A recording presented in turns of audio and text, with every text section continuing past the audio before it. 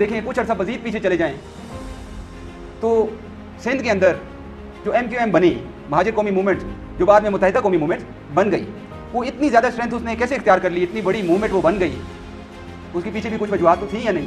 نہ ان کے پاس نظریہ تھا، نہ ان کے پاس تربیت یافتہ جماعت تھی، نہ ان کے پاس کوئی اسٹریٹجی تھی، وہ ناکام ہو گئے۔ تو اگر ہم نے انقلاب پیدا کرنا ہے تو ہم خود اپنا مستقبل، خود اپنی جدوجہد، خود اپنی توانائیاں، خود اپنی انرجیز پلاننگ اپنے ہاتھ میں لیں کہ if you want to predict the future accurately, create it yourself۔ ہم بھی اس نظام کے جو سرکردہ ہیں ان سے یہ نظام لیں گے اور صرف وقتی نعروں، وقتی تحریکوں کے شکار نہیں ہوں گے اور حقیقی طور پر نظام بدل کے فیڈریشن آف پاکستان اور کشمیر کے تمام عوام کے مسائل کا حل پیش کریں گے انشاءاللہ۔ Thank you very much Khurshid Sikandar صاحب۔ بسم اللہ الرحمن الرحیم۔ اسٹیج پہ بیٹھے میرے معزز انقلابی کولیگز اور حال میں موجود عزیز انقلابی دوستوں، پاکستان میں بڑھتا ہوا خلفشار اور انقلاب کی ناگزیریت کی موضوع ہے۔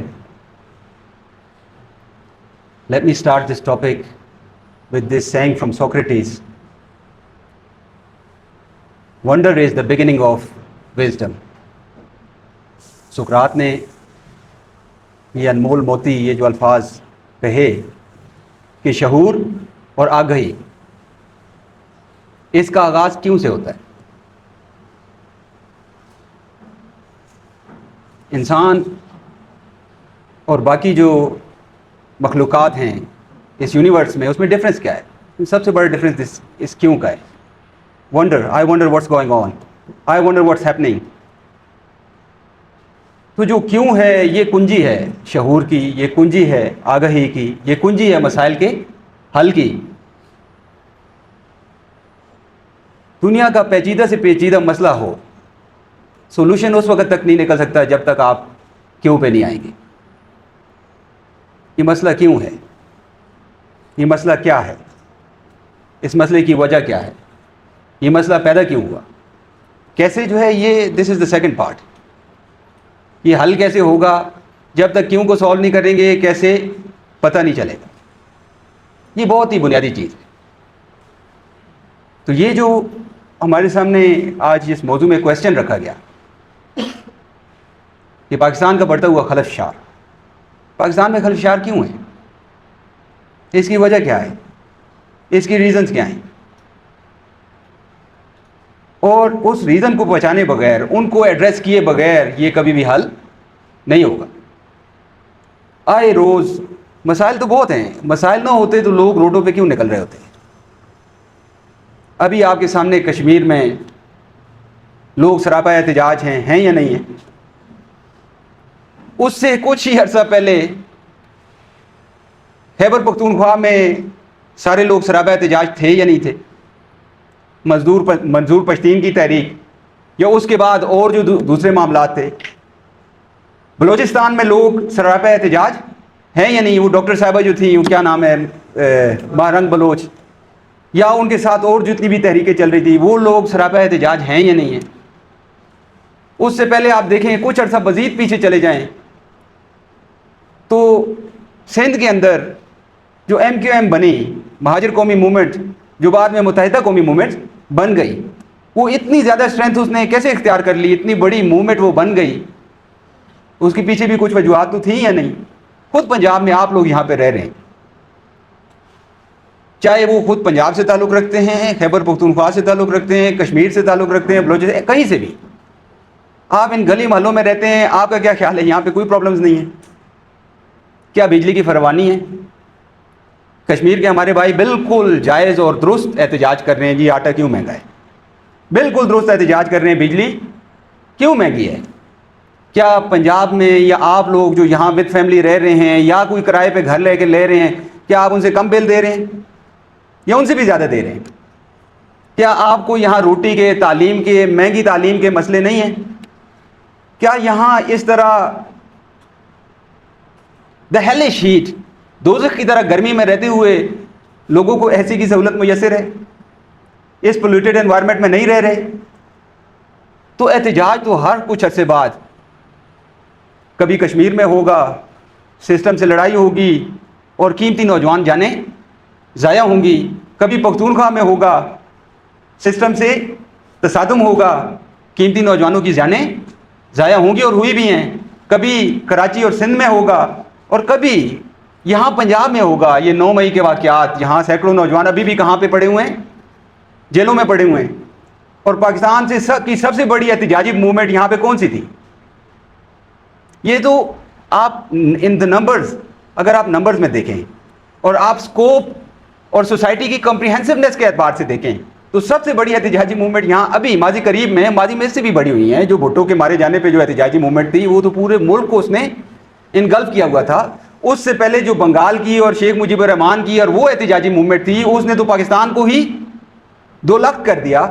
لیکن ماضی قریب میں سب سے بڑی احتجاجی موومنٹ آپ کی پی ٹی آئی کی رہی ہے یا نہیں؟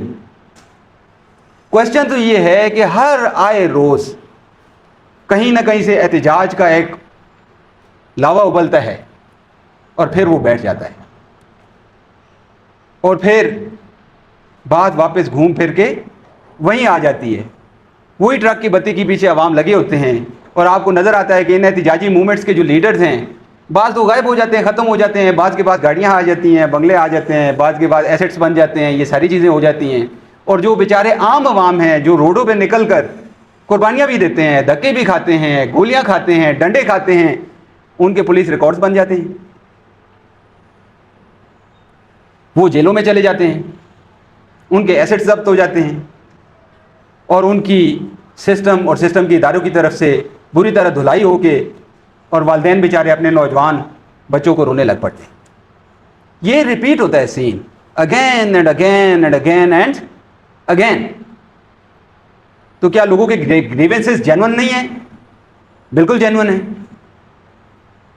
لوگوں کی گریونسز بالکل جینون ہیں, لیکن کیا یہ گریونسز کسی ایک پرٹیکولر خطے, ایک کونے, ایک شہر, ایک گاؤں, ایک قصبے تک محدود ہیں, یا یہ فیڈریشن آف پاکستان اور جموں کشمیر یہ پورے کے پورے اس خطے کے اوپر محیط ہیں؟ کوشچن یہ ہے کہ جب انگریز جا رہا تھا تو ہم آزادی کی موومنٹ چلا رہے تھے. ہم نے کہا کہ ہم نہیں رہیں گے ان کے ساتھ کیونکہ ہمارے ریکوائرمنٹس ہی اور ہیں, ہم ان سے الگ ہوں گے, ہم اپنا ایکسپیریمنٹ کریں گے. میرا اس ہاؤس سے کوشچن ہے, ہم ان سے الگ ہو گئے, لیبارٹری بھی بنا لی اپنی. پاکستان کا مطلب کیا, وہ بھی کر کے دیکھ لیا. الگ ہونے کے بعد ہمارے پرابلم سالو ہو گئے یا پہلے سے زیادہ بڑھ گئے؟ الگ ہونے کے بعد آپ کا پر کیپٹل جی ڈی پی ان سے زیادہ ہو گیا یا ان سے کم ہو گیا؟ آپ کا ہیومن ڈیولپمنٹ انڈیکس ان سے زیادہ تھا, ان سے قومی داخلی بین الاقوامی مسائل آپ کے زیادہ ہیں, یا کیا اس کے بعد وہ تقسیم ہوئے ہیں یا ہم ہی تقسیم ہوئے ہیں؟ ان سے تو الگ ہوئے تھے کہ ہم ان سے ڈفرینٹ ہیں, پھر آپس میں الگ کیوں ہوئے؟ ان سے تو اسی کوشچن پہ الگ ہوئے تھے نا کہ ہمارا اور آپ کا مذہب ڈفرینٹ ہے. بنگال سے کیوں الگ ہوئے؟ کیا ان سے بھی ہمارا مذہب ڈفرینٹ تھا؟ وہ تو سکھوں کے ساتھ, عیسائیوں کے ساتھ, ہندوؤں کے ساتھ اور مسلمانوں کے ساتھ مل کے ایک ملک میں رہ رہے ہیں. ہم اسلام کے نام پہ الگ ہو کے پھر دوبارہ تقسیم کیوں ہو گئے؟ یہ کوشچنز ہیں نا, یہ all these, this is the wonder we need to concentrate on. اس کا حل, سوال کا جب جواب نکالیں گے تو خلفشار کی وجہ سامنے آ جائے گی. میرے دوستو, لڑائی کیوں ہوتی ہے؟ میں آپ کے سامنے ایک چھوٹی سی کیس اسٹڈی رکھتا ہوں. یہ ہم سارے مل کے کام کر رہے ہیں, کوئی انجینئرنگ کا کام کر رہے, کوئی اکاؤنٹنگ کا کام کر رہے, کوئی مکینیکل کام کر رہے, کوئی مزدور کا کام کر رہے, کوئی کسان کا کام کر رہے. یہ ہم سارا ایک گھر ہیں. اب گھر میں پیسے لا کے ہم سارے والد صاحب کے پاس جمع کراتے رہے. ریاست والدین کی طرح ہوتی ہے نا, ریاست ماں کی طرح ہوتی ہے. سارے گھر آ کے امی کو پیسے دیں جی, والدہ کو پیسے دیں, وہ جمع کرتی رہیں, اور پھر وہ پیسے ہم گھر میں 8-10 بہن بھائی ہوں, اور وہ ہم لاکھ روپے ہم ساروں نے مل کے کمایا ہے, وہ جمع کیا ہے, اس میں سے وہ ایک بھائی کو 95,000 دے دیں, باقی سب سے کہیں 5,000 میں گزارا کریں. آپ مجھے بتائیں کتنے عرصے بعد اس گھر میں لڑائی شروع ہو جائے گی؟ بہت جلدی لڑائی شروع ہو جائے گی. جب کمانے میں سارے شامل ہیں اور تقسیم میں صرف ایک چھوٹے سے طبقے کو رزلٹ سارا چلا جائے, لڑائی کی سب سے بڑی وجہ ہی یہی. یہ ساری طریقے کیوں اٹھتی ہیں؟ حقوق نہیں دے رہے جی, حقوق نہیں دے رہے. حقوق تو عوام کو نہیں مل رہے, نہ پختونخوا کے عوام کو مل رہے ہیں, نہ پنجاب کے عوام کو مل رہے ہیں, نہ سندھ کے عوام کو مل رہے ہیں, نہ کشمیر کے عوام کو مل رہے ہیں, نہ بلوچستان کے عوام کو مل رہے ہیں. آپ مجھے بتائیں खैबर पख्तूनख्वा का कोई वडेरा खान, पंजाब का कोई बड़ा चौधरी, बलोचिस्तान और इसके सरदार, उनमें से किसी को कोई प्रॉब्लम है? कश्मीर के जो बड़े अशराफिया हैं, उनमें से, इन सारों में से किसी को कोई प्रॉब्लम है? किसी को बिजली का मसला हो, किसी को भूख और खाने का मसला हो, किसी को गाड़ी ना होने का मसला हो। जो अशराफिया है वो हर जगह मजे कर रही है और अवाम हर जगह जलील हो रहे हैं। तो इसका मतलब क्या है? इसके पीछे ये जो तबकाती निज़ाम है, जो सारी कौम की मेहनतों के नताइज जो एक पूल में इकट्ठे होते हैं, जिसको नेशनल जीडीपी कहते हैं, ग्रोस डोमेस्टिक प्रोडक्ट है या ग्रोस नेशनल प्रोडक्ट है, जीएनपी, वो सारे प्रोडक्ट्स तमाम मेहनतों के जब एक जगह इकट्ठे होते हैं, जब डिवाइड करने की बारी आती है तो छोटे से तबके को, महदूद तबके को उसमें से 90% दे दिया जाए, तो बाकी सारों ने तो फिर क्या करते हैं कि इनकी नज़र उन पे ना पड़ जाए। कुरान में उसकी बेहतरीन मिसाल फिरौन की दी गई कि फिरौन ने क्या किया, सारों के वसाइल इकट्ठे कर लेता था, उधर महरूमी है तो उनको कि कहीं इनकी नज़र मुझ पे न पड़ जाए, ये सारे मेरे खिलाफ मुतहिद हो गए तो ये मुझसे छीन लेंगे ये निज़ाम, और फिर ये तकसीम का निज़ाम कायम हो जाएगा जो आदलाना तकसीम है। कुरान कहता है कि उसने वजाहला आहला शिया, कि उसने अपनी कौम को 12 ग्रोह में तकसीम किया हुआ था, वो आपस में लड़ते रहते थे, उसके ऊपर किसी की तवज्जो। यही हाल हमारा भी हो रहा है। अवाम को अवाम से लड़ाया जा रहा है, मजदूर को मजदूर से लड़ाया जा रहा है, फेडरेशन की कौमों को आपस में लड़ाया जा रहा है। सिस्टम की ताकत मुतहद है, अशराफिया सारे मुतहद हैं। तकसीम कौन है? तकसीम सारी अवाम। तो मेरे दोस्तों इस पॉइंट को समझ जाएं। जब इस पॉइंट को नहीं समझते तो अच्छे खासे बासलाहियत मुखलिस नौजवान प्रोपेगेंडे की रो में बह जाती, जो वक्ती कहीं से उभार उठता है, चाहे वो इस तहरीक की सूरत में हो, चाहे वो मंजूर पश्तीन की तहरीक की सूरत में हो, चाहे वो महानूर या महारंग बलोच की सूरत में हो, चाहे वो पीटीआई की शक्ल में हो। नौजवान दौड़े दौड़े उन तहरीकों में शामिल होते हैं, कुछ अरसे बाद फिर मायूसी का मुंह उनको देखना पड़ता है। वजह क्या है कि वो इस क्यों को नहीं समझते। ये मसाइल, ये तो सिम्टम्स हैं। जिस तरह बॉडी के अंदर कोई मेजर डिजीज है, उसके सिम्टम क्या है? उसको क्या आ रही है? उसके सर में दर्द है, उसको चक्कर आ रहे हैं, उसको टेम्परेचर है। जब डॉक्टर के पास जाएंगे, किसी अच्छे हकीम के पास जाएंगे, वो सिर्फ टेम्परेचर का इलाज तो नहीं करेगा ना, वो चक्कर आने का इलाज तो, अगर आप किसी क्वेक के पास चले जाएं, नीम हकीम के पास चले जाएं, तो वो तो सिम्टम्स का इलाज करेगा। जब आप किसी सर्टिफाइड हकीम या डॉक्टर के पास जाएंगे तो पहले तो इन सिम्टम्स, इन अलामात की वजह वो तलाश करेगा। गुर्बत है, क्यों है, इसके पीछे वजह क्या है? फिरकावारियत है, इसके पीछे वजह क्या है? बेरोजगारी है, इसके पीछे वजह क्या है? दहशतगर्दी है, इसके पीछे वजह क्या है? जब वजह को पहुंच जाएं, इसीलिए कहते हैं ना कि तशखीस निस्फ़ इलाज है, क्योंकि तशखीस हो गई, अब इलाज अब दुरुस्त जगह पे बैठेगा। जब तशखीस ही गलत है तो इलाज क्या दुरुस्त होगा? अब हमारी ये जो नाम नेहाद तहरीकें हैं, ये खड़ी हो जाती हैं सिम्टम के इलाज के लिए। हुकूक दें जी, हुकूक दें, आटा सस्ता करें, बिजली सस्ती करें, ये करें। नौजवान दौड़ना शुरू हो जाते हैं, धरने देना शुरू हो जाते हैं, रोड बंद करना शुरू हो जाते हैं। अब नतीजा क्या निकलता है? उनसे लड़ने के लिए सिस्टम किसको भेजता है? उन्हीं के भाइयों को। कोई जर्नल खुद तो नहीं आता, आईजी डीआईजी खुद तो नहीं आते मैदान में, सिपाही आते हैं, पुलिस वाले आते हैं। वो कौन है? वो तो आपके और मेरे ही भाई हैं, वो खुद अवाम है। अब अवाम का हाथ अवाम के गिरबान पे, अवाम का डंडा अवाम के सर पे, अवाम की गोली अवाम के सीने पे। क्योंकि ना ये सिस्टम को समझते हैं, ना वो सिस्टम को समझते हैं।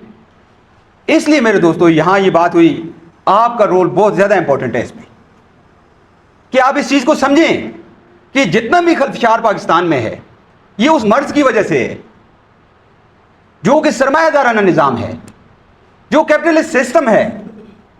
लोकली हम अपने कैपिटलिस्ट, अपने सरमायादार, अपने जागीरदार के गुलाम हैं, और बैन अक़वामी तौर पे हम इंपीरियलिस्ट और साम्राज्य निज़ाम के गुलाम हैं। जब तक सरमायादारानी निज़ाम का ये तोक अपने गले से उतारेंगे नहीं, जब तक साम्राज्य गुलामी का ये तोक अपने गले से उतारेंगे नहीं, इस खल्फशार का हल नहीं होगा। और जुल्म करने वाली ताकत मुतहिद है, जुल्म करने वाली अशराफिया मुतहिद है, जुल्म करने वाली ताकत ऑर्गेनाइज्ड है, और हम डिसऑर्गेनाइज हों, हम तकसीम भी हों, हम एक दूसरे से भी लड़ रहे हों, کیا نظام سے جان چھڑانے کے قابل ہوں گے؟ اسی لیے یہ جو وقتی تحریکات ابھرتی ہیں، یہ جو وقتی ابھال آتے ہیں، اس میں نوجوان کو سمجھانا ہماری ذمہ داری ہے۔ آپ دیکھیں گے، میں آپ کو یہ گارنٹی سے کہتا ہوں کہ ماضی میں بھی اس طرح کی جتنی تحریکیں ہوئی ہیں، نوجوانوں کی توانائیوں کا، نوجوانوں کے جذبات کا، نوجوانوں کی انرجیز کا نتیجہ کہ ان لوگوں نے اپنے حق میں نکالا ہے۔ کیوں؟ نہ نظریہ ہے، نہ اس کے اوپر تربیت ہے، نہ اس کے اوپر کوئی آرگنائزیشن ہے، اور نہ کوئی اسٹریٹجی ہے۔ عوام نکلے پریشانیوں کی وجہ سے اپنے حقوق کا مطالبہ کرنے، وہی نام نہاد تحریکیں دوڑ کے اس میں شامل ہو جاتی ہیں۔ جماعت اسلامی چلی گئی جی، پی ٹی آئی چلی گئی جی، وہ جے کے ایل ایف چلے گئے جی، دوسرے چلے گئے جی، سوشلسٹ چلے گئے، اس میں دوڑ گئے، سارے دوڑ کے اس میں شامل ہو گئے۔ عوام کی حقوق کی تحریک تھی، اور جو 40 دفعہ آزمائے ہوئے لوگ ہیں وہ سارے دوڑ میں اس میں شامل ہو گئے، اور اپنی اپنی جو تپے ہوئے تندور پہ اپنی اپنی روٹی لگانے لگے۔ نتیجہ کیا نکلے گا؟ انہوں نے پہلے کیا کیا؟ ان کے پاس کیا نظریہ ہے؟ کوشچن تو یہ ہے کہ اگر ان کے پاس نظریہ ہوتا تو اپنے نظریے کے اوپر آرگنائزیشن قائم کر کے عوام کو ساتھ ملا کے انقلاب کیوں نہیں لے آئے ابھی تک؟ یہ 40 جماعتیں مل کے، آپ دیکھیں ایک دوسرے کے گربان میں ان کے ہاتھ ہوں گے۔ بھانمتی کا کنبہ بنے گا، 1.5 انچ کی مسجد بنی گی، ہر جگہ یہی ہوا۔ پی ٹی آئی کے ساتھ کیا ہوا آپ لوگوں نے دیکھا نا؟ نوجوان سارے جیلوں میں، لیڈر پیچھے سے گھوم گھوم کے معافیا مانگ کے نکلتے آ رہے ہیں۔ جو ایک بندہ اس کو انہوں نے جیل میں ڈال دیا، صحیح تھا غلط تھا اپنی جگہ، لیکن جو اس کے ساتھ جتنی بھی دائیں بائیں ہواری تھے ان کا کیا ہوا؟ وہ تو سارے ڈیلز کر کے نکلتے رہے۔ اب اس تحریک کا کیا حال ہے؟ اصل میں اس چیز کو سمجھنا ضروری ہے۔ پاکستان میں جتنا بھی ڈس آرڈر ہے، اس کے پیچھے سرمایہ دارانہ نظام ہے۔ جو تحریک اٹھے اس سے پہلا کوشچن یہ کریں کہ آپ کا ہدف کیا ہے۔ اگر وہ سرمایہ دارانہ نظام کو چینج کرنے کا ہدف نہیں رکھتے تو اس کا مطلب ہے ان کے پاس کوئی درست نظریہ ہے ہی نہیں، ان کا ٹارگٹ ہی درست نہیں ہے۔ جب گاڑی آپ نے جانا لاہور اور پشاور کی گاڑی میں بیٹھ جائیں تو لاہور پہنچیں گے؟ کبھی بھی نہیں پہنچیں گے۔ ٹارگٹ تو کلیئر کروائیں نا، ہدف تو طے کروائیں، آپ کا ہدف کیا ہے؟ کیا اس ملک میں رائج سرمایہ دارانہ اور سامراجی نظام کو چینج نہیں کرنا چاہتے؟ تو اس کا مطلب ہے ٹارگٹ ہی نہیں۔ اگر وہ چینج کرنا چاہتے ہیں تو ان کے پاس اس کے مد مقابل اس کا الٹرنیٹو کیا ہے؟ الٹرنیٹو ہونا ضروری ہے۔ اگر آپ کے پاس اس کو چینج کرنے کا الٹرنیٹو بھی موجود ہے، آپ کے پاس ہدف بھی موجود ہے، تو پھر اگلا اس کا درجہ ہے کہ اس کے اوپر تربیت سازی اور کل کو قیادت سنبھالنے والی جماعت پیدا کریں۔ اگر آپ جماعت پیدا نہیں کرتے، وہ جماعت صرف سکیچ کی صورت میں ہو، آپ نے یہ بلڈنگ گرانی ہے، بہت پوسیدہ ہو گئی ہے، اس کا آگے چلنا محال ہے۔ آپ کے پاس صرف سکیچ اور ڈرائنگ موجود ہے، نہ اس کے اوپر ایکسپرٹیز موجود ہے، نہ مین پاور موجود ہے، اور نہ ہی ریسورسز موجود ہیں۔ آپ تھوڑا لے کے یہ بلڈنگ گرا دیں، اس کے بعد کیا کریں گے؟ بغیر ایکسپرٹیز کے، بغیر اسکل کے، بغیر مین پاور کے، بغیر ریسورسز کے دوسری بلڈنگ کھڑی کر سکتے ہیں؟ اور وہ نہیں ہے، اور آپ آگے گرانے پہ شروع ہو جائیں تو کوئی باہر سے سمجھدار بندہ آئے گا، آپ کے ہاتھ پکڑے گا، کیا کر رہے ہیں پاگل؟ وہ آپ کہیں میرے پاس ڈرائنگ موجود ہے، وہ ڈرائنگ سے کیا کریں گے؟ وہ فائدہ ہوگا؟ تو خالی خولی کتابوں میں نظریہ ہونے سے بھی کام نہیں چلے گا، اس پر ایکسپرٹیز پیدا کرنی پڑے گی۔ کھڑی کرنے کے لیے جو آپ کو آرگنائزیشن چاہیے، وہ بلڈنگ کی، وہ مستری، وہ لیبر، وہ کنٹریکٹر، وہ آرکیٹیکٹ، وہ ساری چیزیں چاہیے ہوں گی۔ پھر آپ کو وسائل فراہم کرنے ہوں گے، وہ ریت، وہ اینٹ، وہ بجری، وہ سیمنٹ، وہ سریا، وہ اینٹیں، اور یہ ایکسپرٹیز بھی ہوں گی، سامان بھی پرووائڈ کریں گے، اور الٹرنیٹیو ڈرائنگ بھی ہوگی، مٹیریل پرووائڈ کریں گے۔ اب آپ بلڈنگ کھڑی کریں گے۔ ان چیزوں کے بغیر نئی بلڈنگ کھڑی ہو سکتی ہے؟ تو ایک بلڈنگ نہیں کھڑی ہو سکتی، پورے ملک کا نظام بدلنے جا رہے ہیں، اور نہ نظریہ ہو، نہ اس کے اوپر تربیت یافتہ جماعت ہو، نہ اس کے اوپر ٹریننگ ہو، نہ اس کے اوپر پلاننگ اور لائعمل ہو، نہ اس کے اوپر کمٹمنٹ ہو، تو انقلاب آ جائے گا۔ یہ پوائنٹ سمجھنے کی ضرورت ہے۔ یہ جتنی بھی تحریکیں یہ فیل کیوں ہوتی ہیں؟ یہ یا تو سسٹم یا ملک دشمن طاقتیں عوام کی ساتھ جینون مسائل کے اوپر، جینون ہے، کیونکہ عوام کی گریونسز جینون ہوتی ہیں، یہ چیز سمجھ جائیں۔ لیکن جب وہ عوام کو اکسایا جاتا ہے تو ایک انقلابی، ایک سمجھدار، ایک سوچے سمجھے بندے کو کرنے کے کوشچن یہ ہوتے ہیں: do they have an ideology? Do they have an alternative system? کیا انہوں نے اس پر ایفرٹ کر کے الٹرنیٹیو آرگنائزیشن تیار کی ہے؟ یہ کوشچن آنسر کریں. دیکھیں نہیں تو سمجھ جائیں کہ یہ وقتی ہے, یہ ابھال ہے, یہ نقصان ہوگا, اس کی رو میں نہیں بہنا. اسی لیے جب یہ تحریک چلی تو ہم نے اس پہ کیا, آپ کی پارٹی نے اس کے اوپر نوٹیفیکیشن کیا چلائے کہ ہم عوام کی جو جینوئن امنگیں ہیں ہم ان کی سپورٹ کرتے ہیں, عوام کے جو مسائل ہیں ہم ان کو ایکسیپٹ کرتے ہیں. لیکن اس چیز کو سمجھ جائیں, جب تک federation of Pakistan and Kashmir اس کی ساری اقوام متحد ہو کے آرگنائز ہو کے سسٹم کی طاقت سے طاقت لے کے اور نیا نظام قائم نہیں کریں گی, مسئلے حل نہیں ہوں گے. اگر میں آپ کو بتاؤں یہ الگ بھی ہو جائے, خیبر پختون الگ ہو جائے, پنجاب الگ ہو جائے, یہی سارے مسائل وہیں بھی رہیں گے جو اب موجود ہیں. سارے کے سارے یہ مسائل رہیں گے. آپ کا کیا خیال ہے جن لوگوں کے ہاتھ میں یہ سسٹم جائے گا وہ بڑے فرشتے ہیں, وہ تو سارے یہی لٹیرے ہیں, وہاں بھی یہی لوٹ کھسوٹ. اس چیز کو سمجھ جائیں اور انقلاب کی ناگزیریت کو سمجھ جائیں. کشمیر کا مسئلہ حل ہوگا, پختونخوا کا مسئلہ حل ہوگا, پنجاب کا مسئلہ حل ہوگا, بلوچستان کا مسئلہ حل ہوگا, سندھ کا مسئلہ حل ہوگا, تو کس چیز سے ہوگا؟ انقلاب سے ہوگا. ورنہ خیال استو محال استو جنون. کبھی بھی آپ دیکھیں نا, انجینئرنگ کے اسٹوڈنٹ یہاں بیٹھے ہوں گے, آپ لوگوں نے فلکرم کا کنسیپٹ پڑھا ہوگا کہ ایک پیوٹ ہوتا ہے, ایک ایفرٹ آرم ہوتی ہے اور ایک ریزلٹنٹ آرم ہوتی ہے جو نتیجہ دیتی ہے. اب ایک بندہ دیکھیں, یہ فلکرم ہے, یہ ایک سمپل سی لاجک ہے, یہ اس کا پیوٹ ہے. آپ ادھر وزن رکھیں گے, ادھر سے دبائیں گے, یہ اٹھے گا. ادھر وزن زیادہ ہوگا تو یہ ادھر چلا جائے گا, ادھر وزن ہوگا تو یہ. اب ایک بندہ آپ سے کہے ادھر 1 من وزن ہے اور ادھر میں 2 من وزن ڈالتا ہوں, یہ ادھر چلا جائے گا, آپ اس کے ساتھ ہنسے گے یا نہیں؟ آپ کہیں illogical, what are you saying, are you mad? یہی چیز سوسائٹی میں بیلنس آف پاور چینج کرنے کے لیے جب اس پہ اپلائی کریں تو اس کے اوپر آپ یہ, جب تک بیلنس آف پاور چینج نہیں ہوتا اس وقت تک انقلاب نہیں آتا.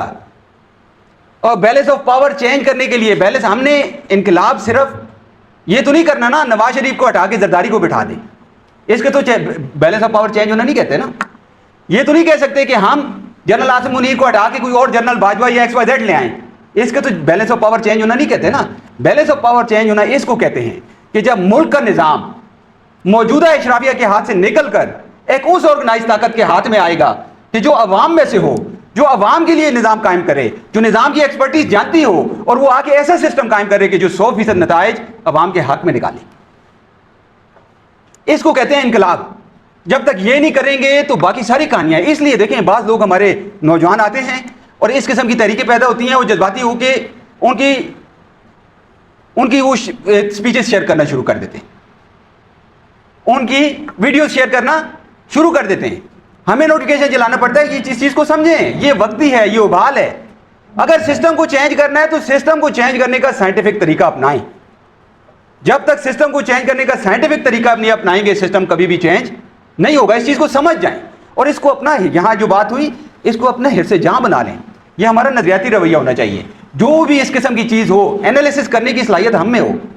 ہمارے انالیسس میں اور ایک ریڈیو والے کے انالیسس میں, ہمارے انالیسس میں اور ایک بیل گاڑی چلانے والے کے انالیسس میں, ہمارے انالیسس میں اور ایک ٹھیلے پہ اور ایک ہوٹل پہ کام کرنے والے کے انالیسس میں کوئی فرق نہ ہو, تو ہم کس چیز کے انقلابی ہیں؟ یہاں لیڈر تیار کیے جا رہے ہیں. تو لیڈرز کا کام ہے wonder, because wisdom is not going to come automatically. We have to wonder, we have to ask why, we have to ask how. ہمیں یہ سوچنا پڑے گا, ہر روز پہ کوشچن کریں یہ کیوں ہو رہا ہے. بین الاقوامی حالات میں بھی کوشچن کریں, تھوڑی سی ذہنی مشق, اس کی عادت ڈال لیں, نتیجے پہ ہم پہنچنا شروع ہو جائیں گے. اور میں آپ کو گارنٹی دیتا ہوں کہ آپ سارے لاجیکلی ریشنلی درست نتیجے پر پہنچیں گے. جہاں بات کریں گے لوگ دیکھیں گے یار یہ بات تو منفرد ہو رہی ہے. آپ بین الاقوامی حالات کا تجزیہ کریں گے, درست نتیجے پہ پہنچیں گے. آپ قومی حالات کا تجزیہ کریں گے, درست نتیجے پر پہنچیں گے. آپ اپنے لوکل کسی سچویشن کا بھی تجزیہ کریں گے, سوچنے کی عادت بجائے جذباتی طور پہ جمپ کرنے کی سوچنے کی عادت ڈال دیں. تو میرے دوستو جو آج کا موضوع ہے, میں بہت زیادہ آپ کا ٹائم نہیں لوں گا, زیادہ ہم کوشچن آنسر پہ اس پہ بات کریں گے. بار بار ہم اس پہ بات کرتے ہیں, ڈائلاگ فورم سے شروع کر کے اور ایکسیلنس کلاس تک, آخر تک ہم اس پہ جاتے ہیں کہ مسائل کی وجہ پاکستان یا کسی بھی سرمایہ دار اور جاگیردارانہ ملک کے اندر سرمایہ دارانہ اور جاگیردارانہ نظام ہے. پاکستان جیسے جتنی بھی کیس سٹڈیز ہیں, وہاں جہاں بھی سرمایہ دارانہ نظام ہوگا اس کے پیچھے یہی مسائل کی جڑ ہے. اور اگر اس کو حل کرنا ہے تو اس سرمایہ دارانہ نظام کو جڑ سے اکھاڑ کر پھینکنا ہوگا. اس کا طریقہ ایک ہی ہے, ایک نظریہ ہو, اس نظریے کے اوپر उस नज़रिए की असबियत रखने वाली एक मजबूत, मुत्तहिद, वादत फ़िक्री, वादत अमली, इल्मी और माली इश्तराक रखने वाली एक तरबियत याफ्ता जमात हो, उसके पास एक वाज़ेह हिकमत अमली और नज़्म ऐन हो, उसके पास मौजूदा निज़ाम का अल्टरनेटिव हो, और वो इस निज़ाम अवामी ताकत को अपने साथ मिला के, अवामी ताकत देखिए कितनी दफ़ा उठी है, अवाम तो तैयार हैं, अभी कश्मीर में कितने बड़े पैमाने पे अवाम उठे, पख्तूनख्वा में कितने बड़े पैमाने पे, इवन पंजाब में, लाहौर और जो है रावलपिंडी जैसे शहरों में मिलियंस ऑफ पीपल बाहर निकले। फ़र्क क्या था? इसी चीज़ का, जो लोग उनको लीड कर रहे थे, ना उनके पास नज़रिया था, ना उनके पास तरबियत याफ्ता जमात थी, ना उनके पास कोई स्ट्रेटजी थी, वो नाकाम हो गए। तो अगर हमने इनकलाब पैदा करना है तो हम खुद अपना मुस्तकबिल, खुद अपनी जदोजहद, खुद अपनी तवानाइयाँ, खुद अपनी एनर्जीज प्लानिंग अपने हाथ में लें। और इस स्टेटमेंट के साथ मैं अपने मौजू का इख्तिताम करूँगा कि if you want to predict the future accurately, create it yourself.